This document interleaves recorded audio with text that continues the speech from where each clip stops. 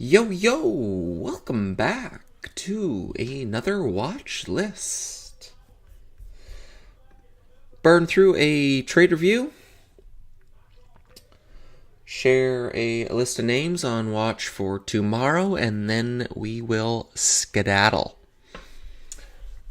So, Casey, one of the only gappers in the large cap space with the SPY gapping down on the Trump and tariff news. You had China names like Baba, PD, names like these that were gapping down huge. KC was one of the bigger dailies that was gapping up. So I was looking for some morning strength, and we got it. Little rolling over topping action and a break of prior support, so I leaned on that in the 1570s with the 1580s as a guide, so a fairly tight stop, and it didn't stay heavy, so I took the loss, and it didn't really amount to much throughout the rest of the day. It did go lower, but all in all wasn't a whole lot of range to be had. SLXN trade plan from the watch list yesterday was this 180 breakdown. This one joined the rest of the names with the 180 breakdown, gap down rather large, shorted it right off the open, covered an opening flush for 20 cents or so. TMC continuing to trend higher. Still have my small position, didn't add anything to this one. But it's trending very well. I like how volume started to come in here, started to churn. So this one is of interest. And then the main one for me today was HCWB. Yes, it was a gapper, but we are gapping right up into overhead resistance. So I trade gappers when I have some sort of daily setup like this. Was sharing some stat ideas with one of my buddies, a fellow Canadian trader. And this one fit it fairly perfectly with 61 cents as our estimated close. And it closed right around there within a couple pennies. I started to scale into this one. We had this 88 failed fall through level here from pre-market that I was looking for to fail. Held sideways, so it needed one more clear out. I was risking verse 130 at this point. We got that shove, volume increase, and it started to stall out. It wasn't ripping through, so I added, and once it slammed, I scaled verse high day risk, and the halt down didn't have much extension further to the downside, so covered it up there. But that was the main trade for me today.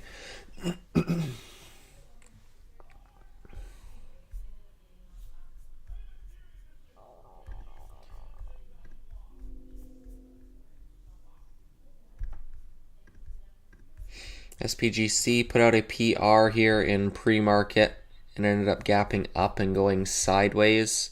Got way too many lines on this chart. Let's just remove them. So only other play on this would be if this starts to build off this mid-50s and we get a breakout through the low ones at some point down the road. But for now, not enough meat on the bone for intraday range for me to want to trade it. TCTM didn't hold 70, 80 plus like I would have wanted, but it is holding sideways for the most part. So if I'm looking for a T+1 liquidity trap style setup, I wouldn't want to see it below today's lows tomorrow. So see where we're at on the gap. But if this starts to build through 90 cents, then I think the squeeze could be on. Soap, day 2 continuation. I was up so early this morning. I don't know if I was excited, couldn't sleep, I don't know. But I was up like 2 a.m. my time, which was right around here, right before 4:50-ish. And we got this retest of the breakout level on SOPA after that after hours gap, but I decided not to take it. Hindsight would have been sicko, but is what it is. This one does remind me a lot of SPGC. If you recall, where we had that first day move, big gap up, after hours and pre-market was most of the range. One last squeeze out, and once it broke prior support, it was done for. So if you look at this, and then if we go to here, we get that after hours gap, that 4 a.m. walk down, big squeeze out, little comeback there in after hours. So if SOPA gaps down and holds red, I like pops versus green, and look for a first red day setup. Possibility back down to the 160-ish area would be the goal. Sell XN, that one's done for now. HUBC, nice trend day there today. Broke out of this lower high trend. So now that it's picked a direction, volume starting to maintain. I like this for dips for 70 cents. Would still be a bigger picture idea for me. Would definitely need to see it over 1. What would be like, I wouldn't want to say A+, but like an A grade trade, just because the volume isn't there, so it's not really a plus. But like an A grade trade would be if this breaks out either tomorrow or the next day through $1 and rejects off of the 1 teens and then pulls back and a buck acts as support before re-breaking out, then that would definitely be an A grade trade for a possible scale. But I like all week opens versus 70 cents as a guide, and look to scale once the ones breaks, but a bigger picture idea there. HCWB, this one's still up over 100%. So I like a 70 cent exhaustion move. If we can get a morning spike up through 70 cents, maybe stuff off of prior VWAP, but use 80 cents as a guide. I think odds favor a gap down on something like this. But if you remember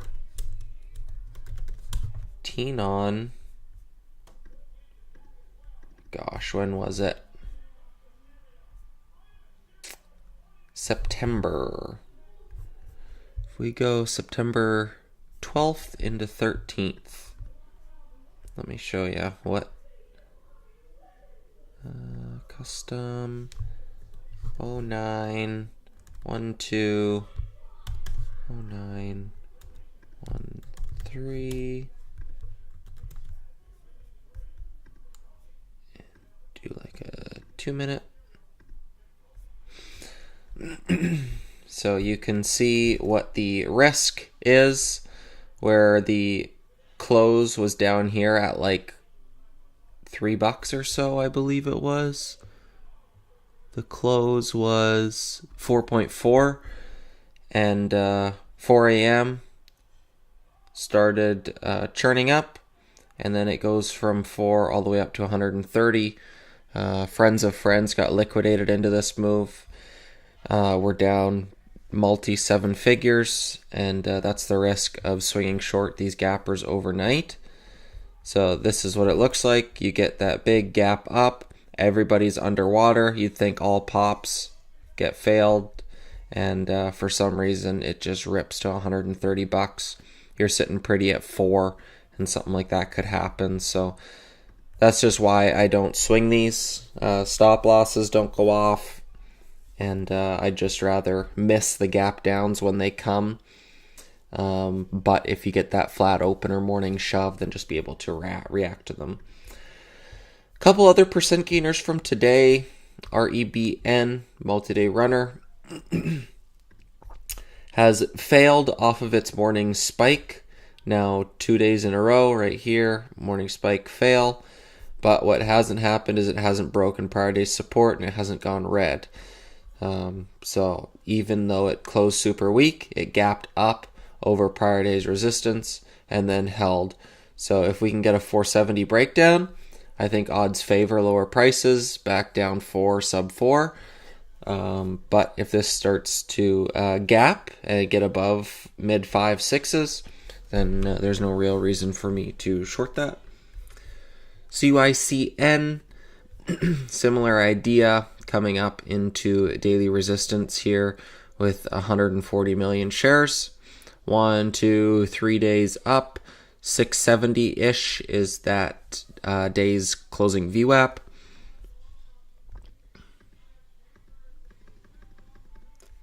Right over here.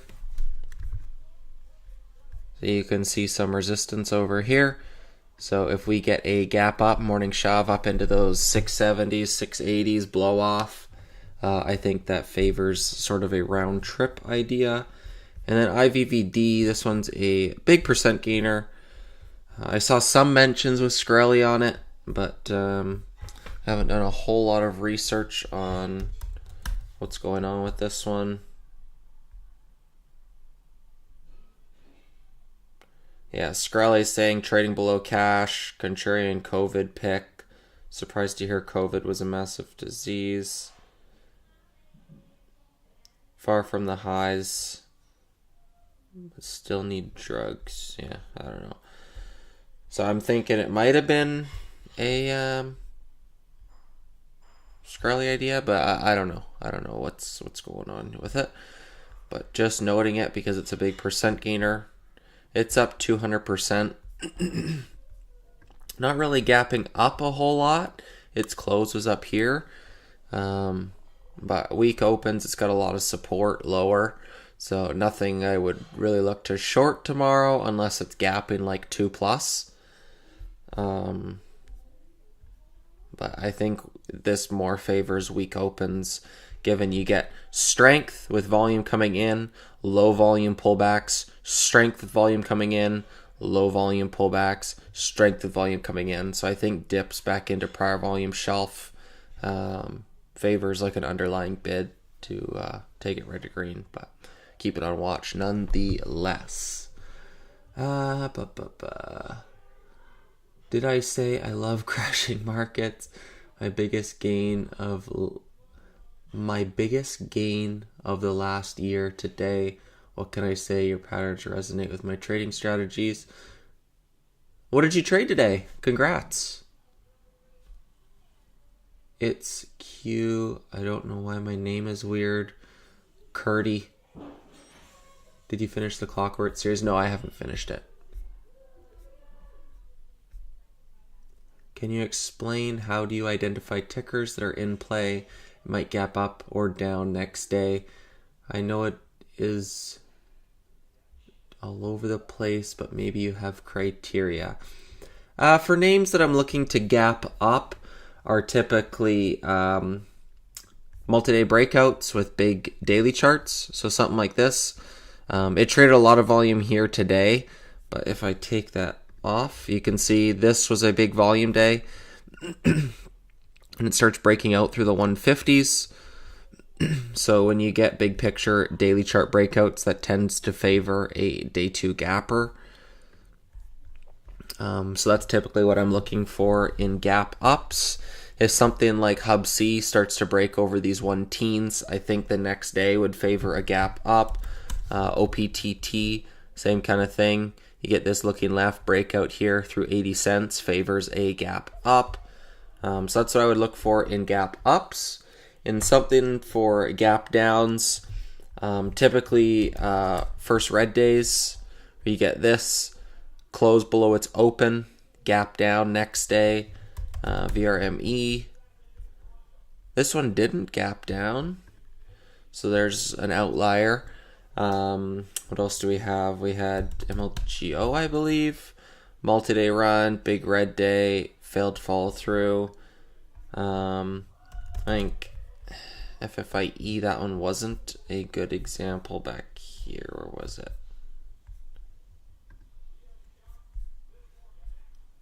Right in here. But see, like, I'm using like gap downs when I think pops are going to have bag holders selling into it. So this one had such a massive move on this day that I'm kind of treating this as a gap short into resistance. So then when this one closes weak, I think that favors a gap down. HCWB, this one is like this one's a statistic play, where this one's still up 120%. and it's gapped and closed below its open. What's happened last time it gapped and closed below its open is it gapped down the next day. Typically names that are still up 40% on its close that are gapping or closing below their open price. Those day one gappers, they typically gap down the next day. That's just statistics from like back tests and whatnot. So for gap downs, I'm looking for daily failed follow through, bag holders on pops, and resistance nearby. For gap ups, I'm looking for blue skies and big picture breakouts. Oh, I forgot. Did you end up meeting Short Bear in that event you were talking about? He ended up canceling. He didn't make it out. We went to Whistler, Blackcomb, up in Vancouver, and there was about 12 of us that went. And Lucas, he ended up canceling. He had some other, I don't really know how much to disclose, but he had some other things that he was that were of more importance than just a trader trip. Let's say that. So he ended up canceling. But I met him in Vegas last year, it was last year, October, November, whenever that was. It was kind of cool because I went up. I've seen him at Traders for a Cause the last few years, but I've never gone up to say hi. A lot of people try to talk to him just because his presence is fairly well known at this point. So I hadn't gone to talk to him, but I was going out for dinner with him this past year. But there was a fairly small group of us. So I went up to shake his hand, introduced myself, and he was like, I know who you are. And I was like, whoa, you're not supposed to know who I am. I'm supposed to know who you are. That was funny. He's opening up a new office. Yeah, that was one of the things. I combined your first Green Day bounce strategy on small cap, tested it all of last year. How can that be implemented into large caps and big down days? It's been proven more and more to me with other mentors from IU. I don't typically, like on big gap down days like today, I'm not typically bouncing them, but if you can get like, gosh, I haven't traded them in so long. I'm trying to think of like a good one. Like something like this almost, where you get like red day, red day, red day, red day, and then you get like that big gap down capitulation day. I like bouncing those on large caps, but just any given big gap down day, I'm not typically trading those as a backside bounce. I like the same kind of criteria, whether it's large cap or small cap. So it goes on a multi-day run, pulls back for multiple days, and you get that little relief bounce. But on a day like today, I'm not typically bouncing large caps. Yes, it worked. So, congrats. It's just not something I'm really good at. But, hey, if you're good at it, make hay while the sun shines, man. Congrats on your day. You traded AMD. Let's see what these look like. Nice, into some daily support. See, I'm trying to learn too. Like I don't know how to trade this, but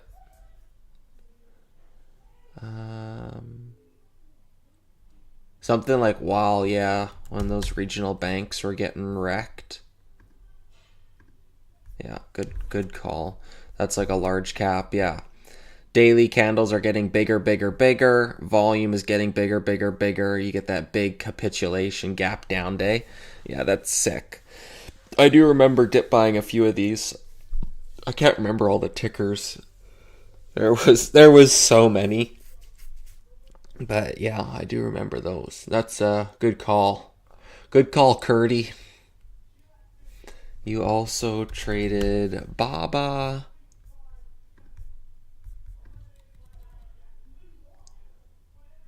And Coors and Nike. Oh wow, Nike, I like that. Ooh wee. That looks sexy. Look at that. No red candles allowed. That's sexy. It was not A plus, but I became good at these. I trade with very big dollar size because you don't get high percent. Oh, cool. Nice. When large caps look like small caps, I like getting involved. Yes, sir. Yeah, when I get like those overextension red days too, something like that. You took 73.40 and you're still holding 73.40.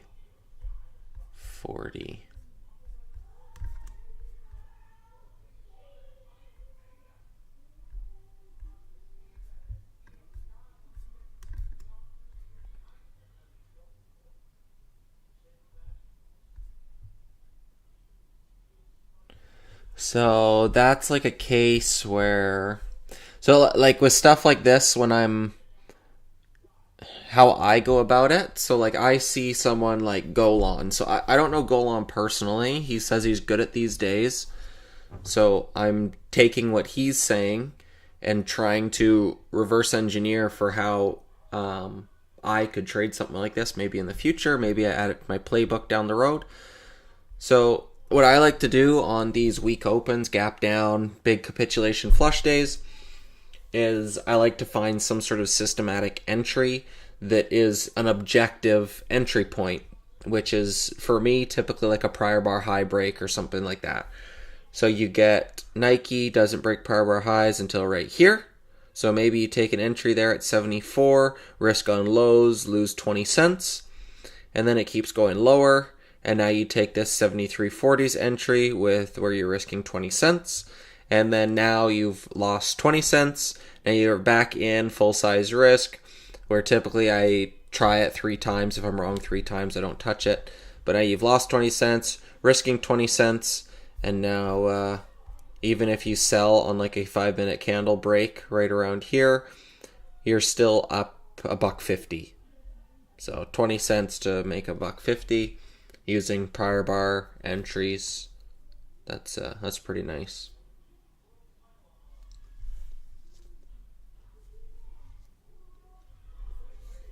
You got a bit of a double bottom there.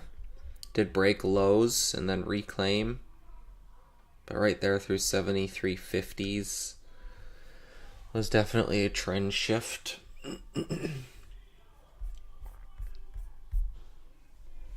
But I appreciate you sharing. Thank you.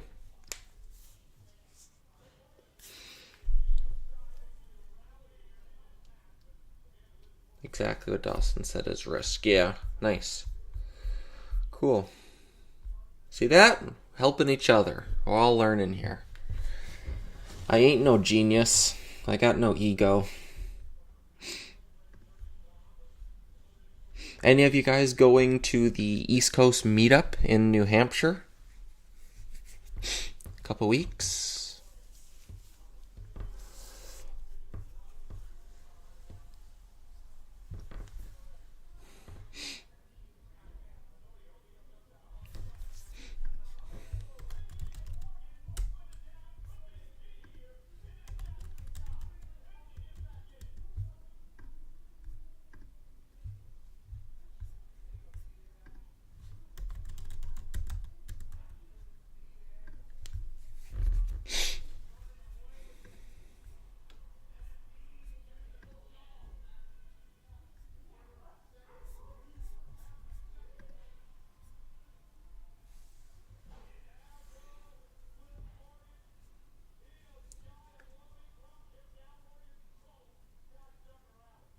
The next West Coast meetup.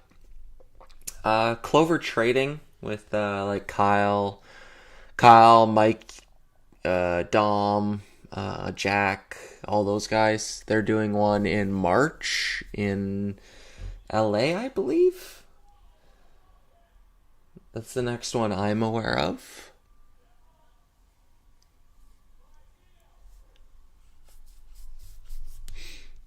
Have you met Top Bear?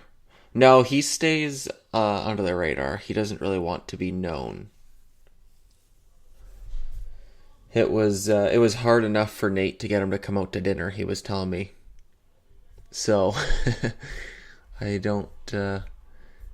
If he lives over in New Hampshire, I might get to meet him at that regional event, but we'll see. Kind of like Mango, Moist Mango.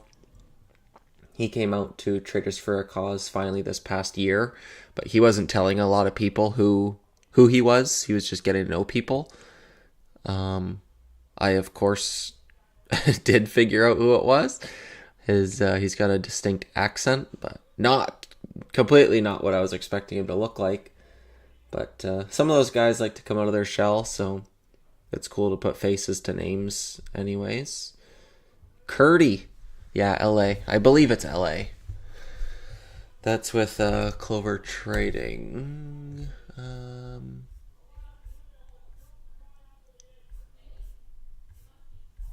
don't really know how.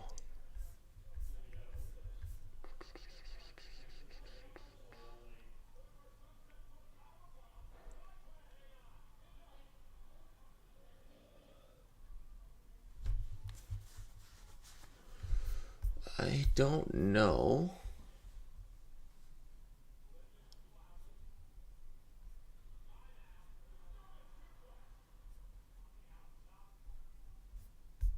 I don't know how to find their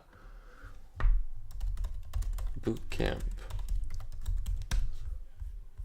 Maybe they have it in their Discord.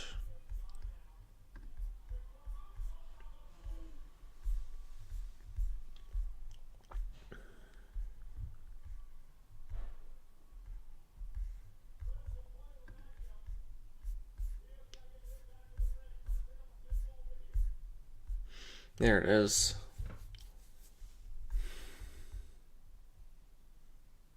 March 22nd to 24th.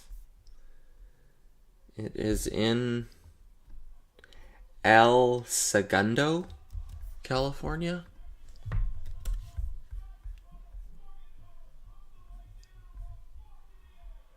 Close to Los Angeles International Airport, close to Manhattan Beach.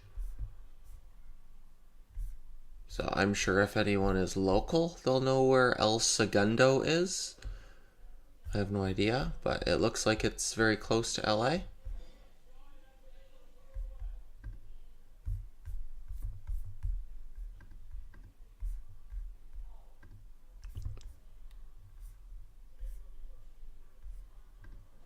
Let's see what their ticket. Oh gosh, their tickets are expensive. Jeez.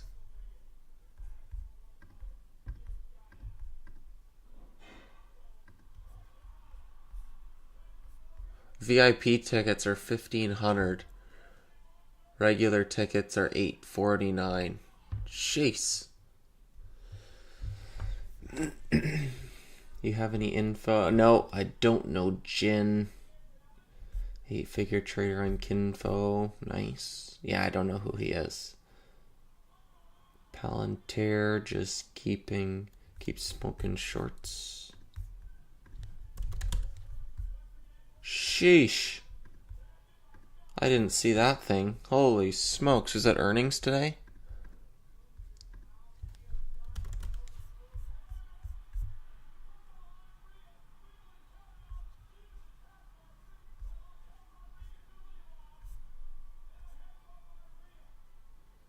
Revenue growth 36% year over year. Jeez. That's wild.